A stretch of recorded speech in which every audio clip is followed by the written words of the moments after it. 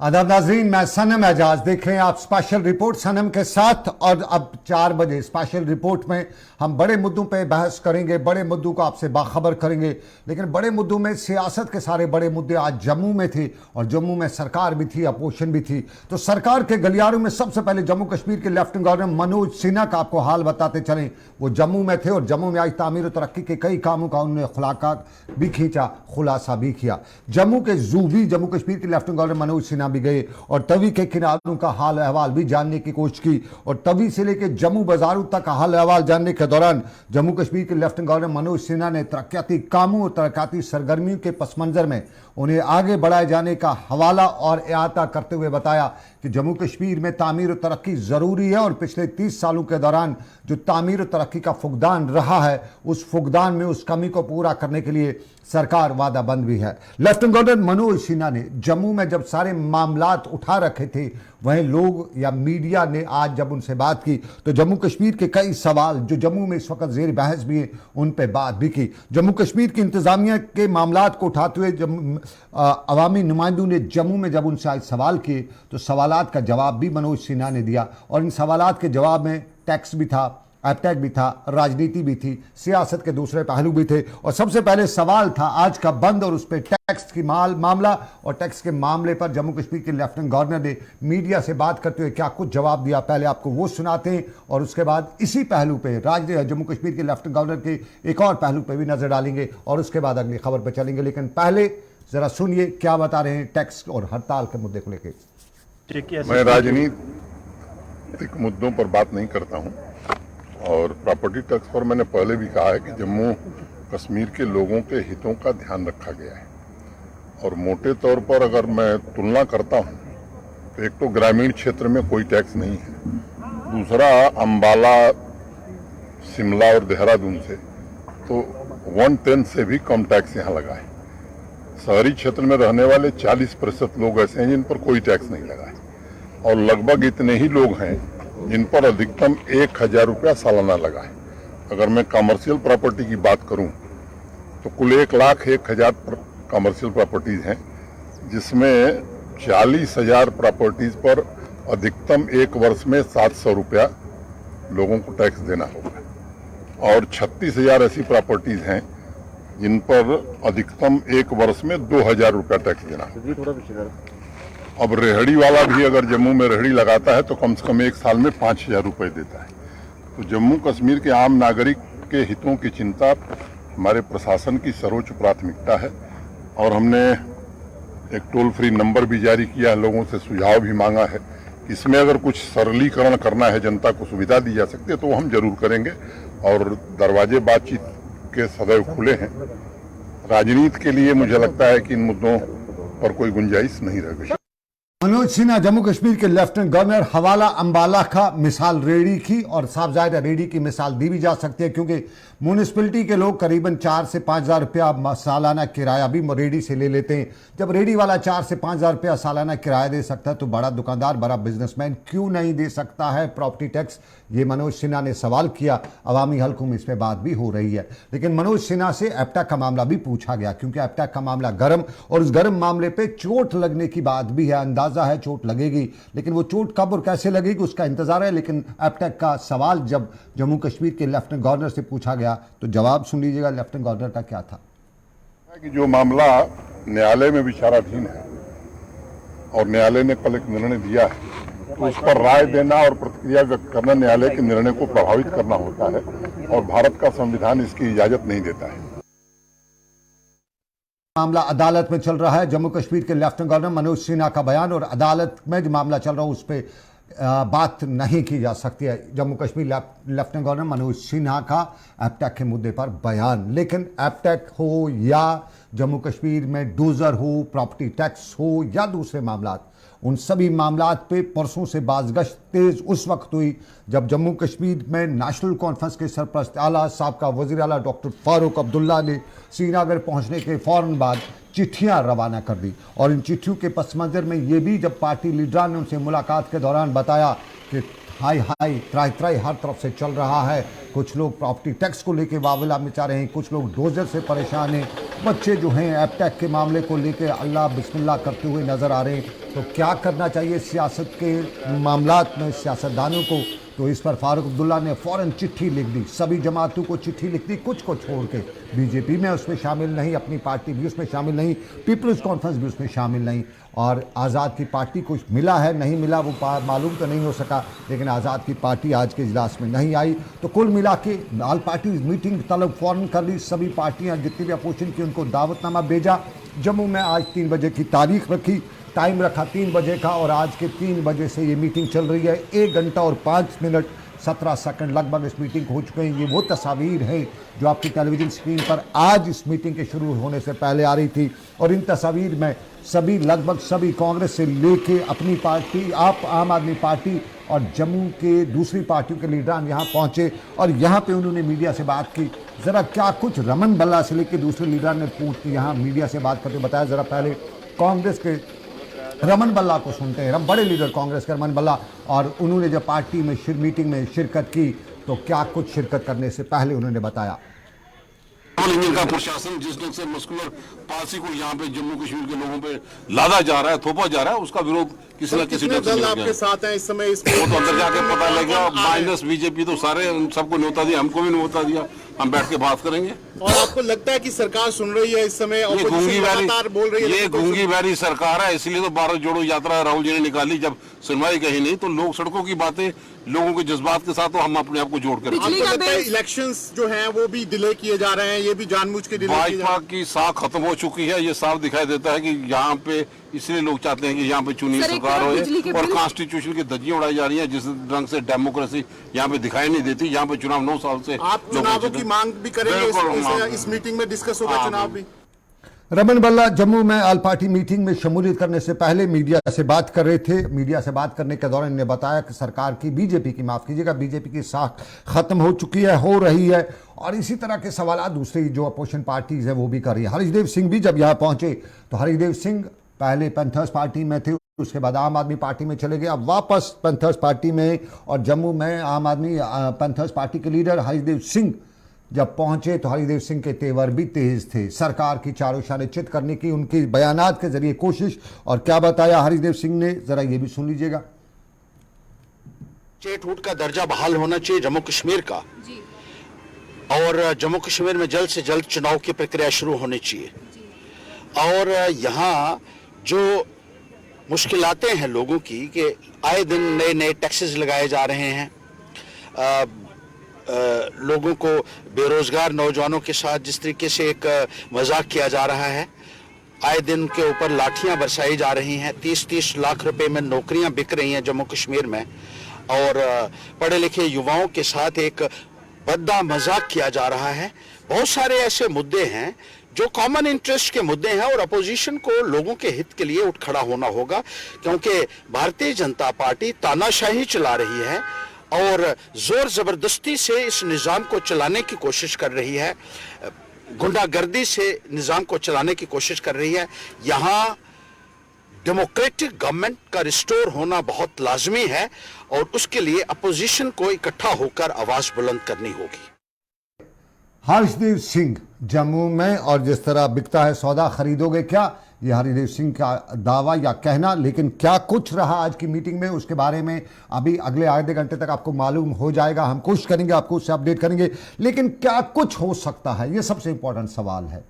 जिस तरह खबरें आ रही हैं कि चिट्ठी लिखी जाएगी, प्रेसिडेंट को लिखी जाएगी, प्राइम मिनिस्टर को लिखी जाएगी, तो इन चिट्ठियों से, इन ऑल पार्टीज मीटिंग से कुछ निकल पाता है, क्योंकि इससे पहले भी पिछले साल हमने देखा ऑल पार्टीज मीटिंग बुलाई गई थी। जुनैद हाशमी जम्मू कश्मीर के एक जाने माने सहाफ़ी मेरे साथ इस वक्त लाइव नशियात में मौजूद है। जुनैद हाशमी से हम जानना चाहेंगे। जुनैद, बहुत शुक्रिया मुझे ज्वाइन करने के लिए। और जुनैद, मैं आपसे जानना चाहूँगा, क्या कुछ इस तरह की जो मीटिंग्स हैं इनके हिंदी में कहें परिणाम क्या निकल सकते हैं? मीटिंग्स का ताल्लुक है, ये मीटिंग्स सिग्निफिकेंट बहुत हैं। सिग्निफिकेंट इसलिए हैं क्योंकि डॉक्टर फारूक अब्दुल्ला मीटिंग बुला रहे हैं, और Jammu Kashmir national panthers party के नेता हर्षदेव सिंह इस मीटिंग में जा रहे हैं।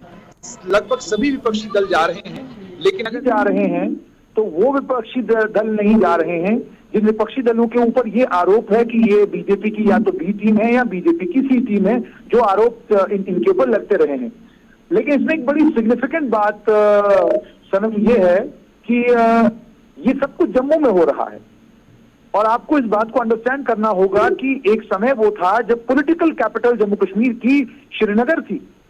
सब कुछ सारा centre of activity, political activity जो वो श्रीनगर हुआ करता था, गुप्कार हुआ करता था। लेकिन अब सेंटर ऑफ पॉलिटिकल एक्टिविटी आपका जम्मू है, क्योंकि जो गतिरोध या जो विरोध आपको घाटी में देखने को मिलता था, जिसको शांत करने के लिए कश्मीर संभाग के नेता फौरन दिल्ली से संपर्क करने की और दिल्ली से अलग अलग तरह की कॉन्सोलेशंस मांगते थे, वो तमाम चीजें घाटी में बंद हो चुकी हैं। अब ये सारा सेंटर ऑफ एक्टिविटी कहाँ है? ये जम्मू में है। सेंटर ऑफ एक्टिविटी क्या है कि जम्मू में Jammu Kashmir service selection board को लेकर युवा सड़कों के ऊपर है। इल्जाम ये लगा रहे हैं जी आपने एक ब्लैक लिस्टेड कंपनी को ठेका दिया है।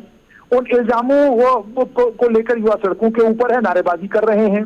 उसके बाद दूसरा, आपको प्रॉपर्टी टैक्स के ऊपर आज जम्मू में बंद का आह्वान किया गया। हालांकि बंद का बड़ा मिक्स्ड रिस्पॉन्स है, यानी आपके अगर जम्मू के 10 जिले हैं, 10 जिलों में से 9 जिलों में जो जनजीवन है सामान्य रहा, लेकिन केवल जम्मू संभाग में आपको पार्शियल बंद का रिस्पॉन्स देखने को मिला। तो इसका मतलब जो गतिरोध और जो शोर और जो हंगामा है वो प्रॉपर्टी टैक्स के ऊपर, वो ज्यादा आपको जम्मू में सुनाई दे रहा है, इतना कश्मीर में सुनाई नहीं दे रहा, बांडीपुरा में सुनाई नहीं दे रहा, इतना आपको क्या कहते हैं गांधरबल में नहीं सुनाई दे रहा, ना इतना अनंतनाग में सुनाई दे रहा जितना जम्मू में सुनाई दे रहा। तो जब अब आपका आधार क्या होगा जम्मू कश्मीर में पॉलिटिकल एक्टिविटी का? तो अब आपका आधार है पॉलिटिकल एक्टिविटी का वो सारे इश्यूज, जिन इश्यूज पर आपको लगता है कि जम्मू में गतिरोध बन रहा है, जम्मू में माहौल बन रहा है, तो आप उन इश्यूज को लेकर ये सारे दल आज बैठे हैं, चिंतन मंथन करेंगे, बातचीत करेंगे। और उसके बाद सुनने में ये आ रहा है कि शायद प्रधानमंत्री को चिट्ठी लिखी जाएगी, शायद गृह मंत्री को चिट्ठी लिखी जाएगी, वो तो बात की बात है। लेकिन सिग्निफिकेंट ये है कि जो पॉलिटिकल कैपिटल है जम्मू कश्मीर का, that has shifted from Srinagar to Jammu. वो जो पॉलिटिकल इंपॉर्टेंस गुप्कार और सोनवार रोड की होती थी, वो पॉलिटिकल इंपॉर्टेंस इस वक्त आपको बटिंडी में डॉक्टर फारूक अब्दुल्ला के निवास की है और त्रिकुटा नगर में भारतीय जनता पार्टी के भवन की है। तो इसका मतलब साफ तौर पर यह है कि ये पॉलिटिकल कैपिटल का शिफ्ट है, और ये शिफ्ट बड़ा सिग्निफिकेंट है।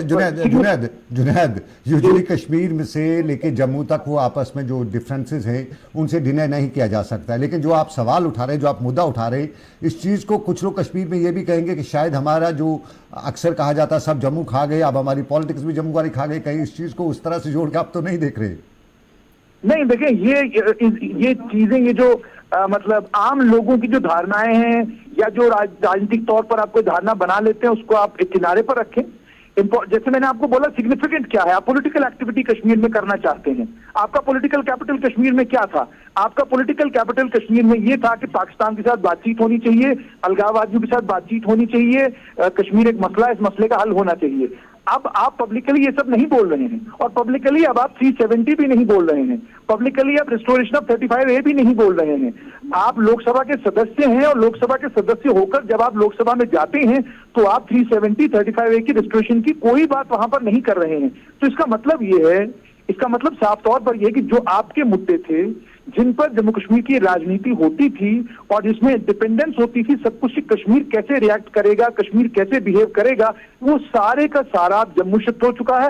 अब आप वो मुद्दा ढूंढ रहे हैं जिस मुद्दे पर आपको लगता है कश्मीर जम्मू के साथ खड़ा हो सकता है, और ये बड़ा सिग्निफिकेंट है। मैं आपको ये भी बताऊं कि अभी एप्टेक के मुद्दे के ऊपर जो जम्मू में नारेबाजी हो रही है, या जो जम्मू में बच्चे प्रदर्शन कर रहे हैं, या कैंडल लाइट मार्च आज बच्चे निकालने वाले हैं, वो कैंडल लाइट मार्च भी जो निकाल रहे हैं बच्चे, उसमें कश्मीर और जम्मू के बच्चे इकट्ठे हैं, या उसके अलावा अगर धरना होता है, प्रदर्शन होता है। जुनैद, आमतौर पे कश्मीर में पॉलिटिकल पार्टीज के हवाले से आम कश्मीरी को बड़ा शक रहता है, चाहे वो जो भी पॉलिटिकल पार्टी हो। फारूक अब्दुल्ला साहब हो, उसके बारे में यह है कि दिल्ली के इशारे पे है। महबूबा मुफ्ती हो, उसके बारे में भी है कि दिल्ली का फरमान है। जो दूसरी पार्टीज है सब कहती हैं उनकी पैदावार है। तो कहीं ये इसमें हम ये तो नहीं समझें कि पावर शिफ्टिंग के बाद अब पॉलिटिकल शिफ्टिंग हो रही है, और इसमें फारूक अब्दुल्ला साहब, नेशनल कॉन्फ्रेंस, तारिक आमिर साहब, ये सब एक रोल अदा कर रहे हैं? रोल, देखिए, रोल अदा कर रहे हैं, वो तो जाहिर सी बात है। विपक्ष के नेता के तौर पर तो वो जम्मू में विपक्ष को इकट्ठा करने की कोशिश कर रहे हैं। लेकिन सनम, एक बात को आपको अब अंडरस्टैंड करना होगा, वो ये है कि डॉक्टर फारूक अब्दुल्ला लाल चौक में खड़े होकर 10,000 लोगों की जनसभा को संबोधित नहीं कर सकते हैं। लाल चौक में उनके पास नहीं उनका नहीं इतना नेशनल कॉन्फ्रेंस का बड़ा स्ट्रांग कैडर है जम्मू कश्मीर में, पर्टिकुलर कश्मीर को में, और बहुत बड़ा स्ट्रांग कैडर है, पहली नंबर 1 पार्टी है कश्मीर में, उसको आपकी बात बिल्कुल सही है कि उनकी पास कैडर जरूर है, लेकिन जैसा मैंने आपको कहा कि जो जिस तरीके से आप इस राजनीति को जम्मू संभाग में प्ले कर सकते हैं, आप उस तरीके से इसको कश्मीर संभाग में प्ले नहीं कर पा रहे हैं। अगर आप कर पा रहे होते तो आपने अभी तक ये कर दिया होता। मैंने आपको बोला ना कि सबसे बड़ा ज्वलंत मुद्दा जो कश्मीर घाटी के नेताओं के लिए वो 370-35A है, बट पिछले दिनों आपने एक इंटरव्यू पढ़ा होगा जिसमें साफ तौर पर ये कहा गया कि Kashmiris have forgotten 35 and 370, they are saying move ahead, tell us something new.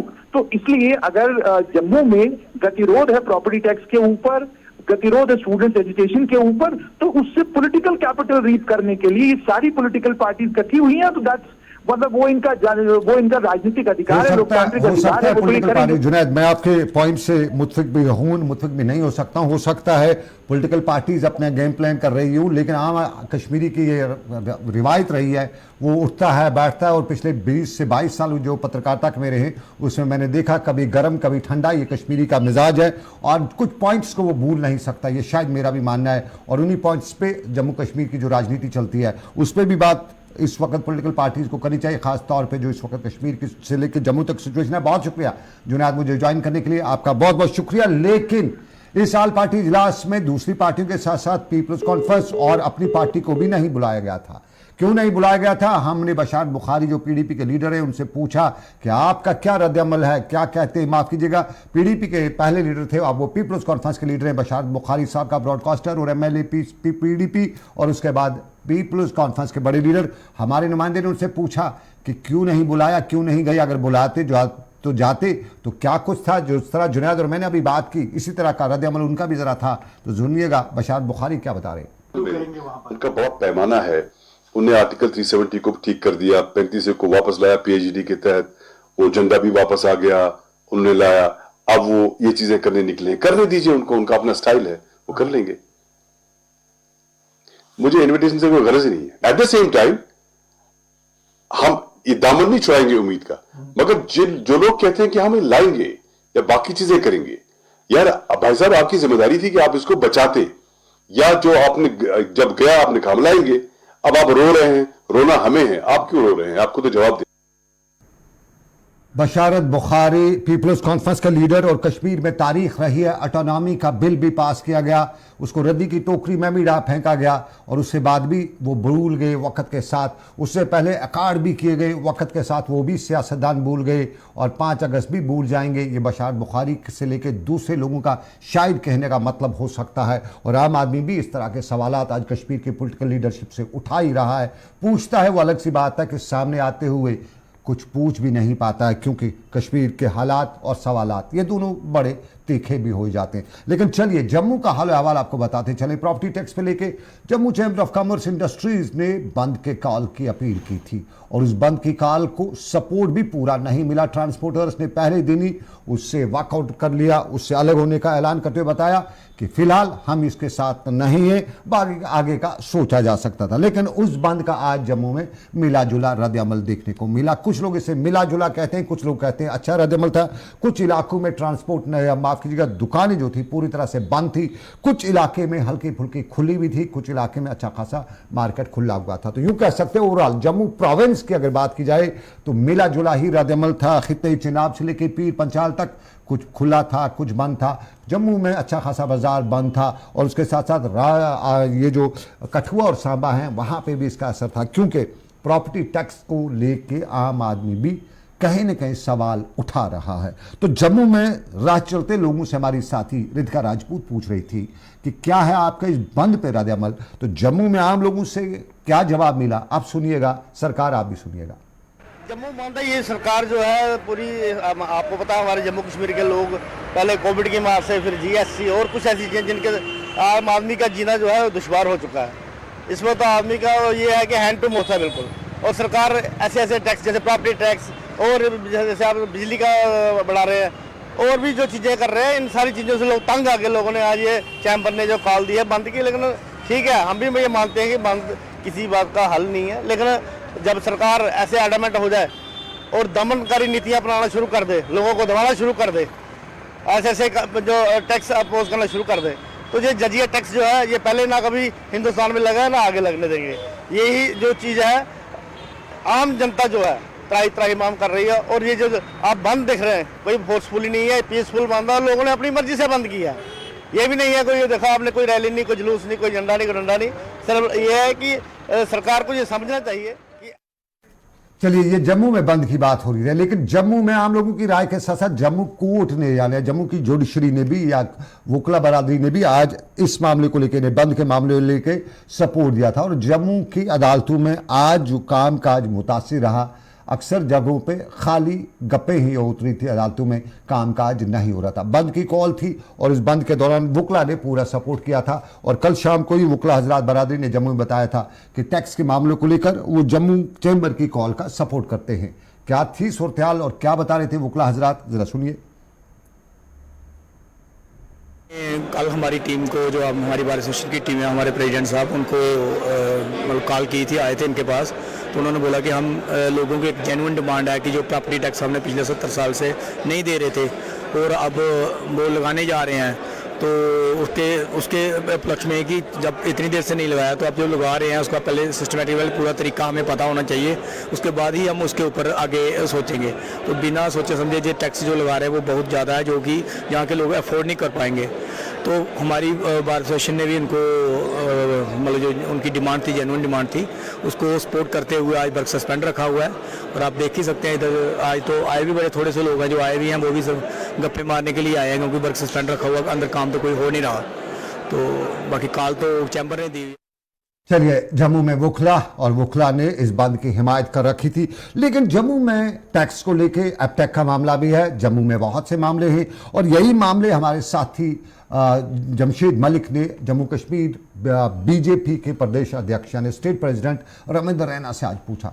Ravindra Raina आज रजौरी के इलाके में थे और हमारे साथी जमशेद मलिक ने उनसे पूछा कि ये सारे मामला क्या है। तो पहला सवाल उनका था, एपटेक पे लोग नालान है, नौजवान परेशान है। कल जम्मू कश्मीर में SSRB के चेयरमैन ने एक पक्ष दिया सरकार का कि क्या कुछ है इस सारा मामला, लेकिन अवाम अभी भी मुतमईन नहीं है। जनता इस चीज़ को लेकर अभी भी डोलम डोल है, कोई सही फैसला नहीं ले पा रही है, क्योंकि एपटेक की कंपनी का पास रिकॉर्ड अक्सर लोग बताते हैं कि बड़ा दागदार है। और अगर दागदार है तो फिर जम्मू कश्मीर में क्या काम दागदारों का।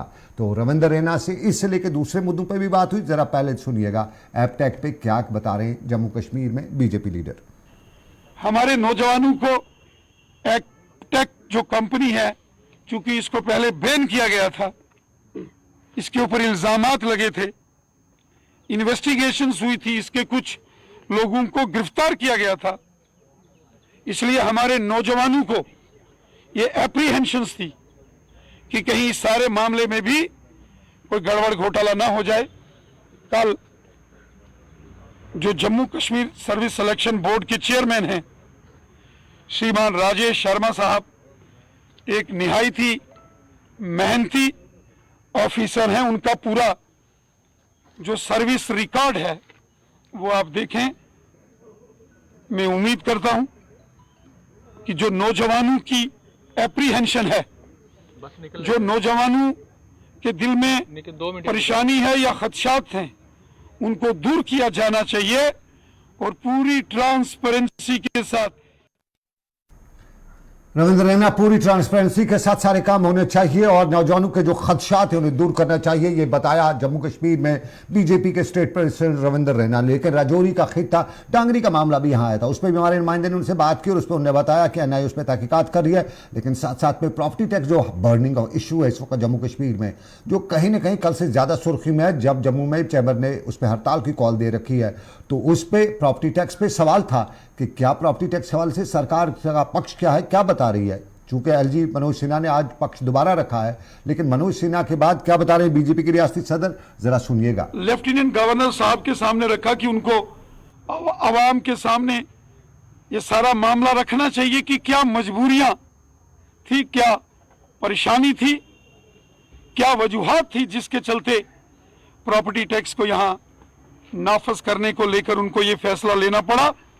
पिछले 4 सालों से शहरों की डेवलपमेंट को जो फंड्स नीति आयोग रिलीज कर रहा है, वो टोटल फंड का 50% आ रहा है वो भी यहाँ के लेफ्टिनेंट गवर्नर साहिबान दिल्ली जाके फाइनेंस मिनिस्टर से रिक्वेस्ट करके उस पैसे को रिलीज करवाते हैं। ये एक कानूनी कॉन्स्टिट्यूशनल कोई इस प्रकार का एक कंपल्शन है जिसके चलते इस प्रकार का शायद लेफ्टिनेंट गवर्नर साहब। चलिए, आपने जम्मू कश्मीर में रियासती सदर बीजेपी के यूटी सदर, माफ़ कीजिएगा, हम यूटी में इस वक्त हैं, आदत हो चुकी है ये सर रियासत बोलने की, हम यूटी में चल रहे हैं और 3 साल से 4 साल से यूटी में, 2019 के बाद हम यूटी में। लेकिन यूटी सदर रविंदर रैना ने आज मीडिया से बात करते हुए सभी पहलुओं पर बात की।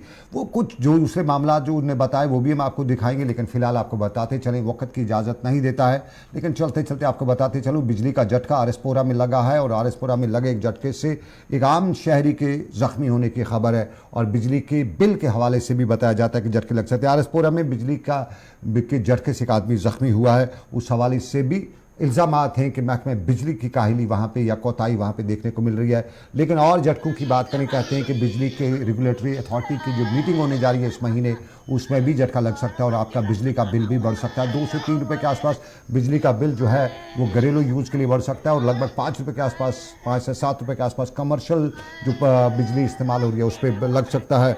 तो ये बिजली का दूसरा झटका इस महीने लग सकता है, इस तरह की खबरें हैं, क्योंकि आमदनी बिजली महकमे को 98 खर्चा रुपया, यही बता रहा है बिजली का महकमा, और उस पर बिजली का बिल बढ़ाना ज़रूरी समझता है। तो क्या कुछ ज़रूरी है ये और ख़बरों में भी आप जान सकते हैं। हम आपको उन सभी खबरों से, उन सभी मामलों से आपको बाखबर रखते हैं। जो कुछ आपके लिए ज़रूरी है हम कोशिश करते हैं आप तक पहुँचे। लेकिन अभी का जी स्पेशल रिपोर्ट इतना ही। मुझे सनम एजाज को, अपनी पूरी टीम जिसमें मेरे साथ मलागर जी हैं, रेखा जी हैं और शाहिद के साथ साथ मेरे साथ रितिका राजपूत जम्मू से और रितिका जम्मू दिल्ली से, सबका बहुत बहुत शुक्रिया। अब दीजिए मुझे इजाज़त, रखिए अपना ख्याल, अल्लाह हाफिज़।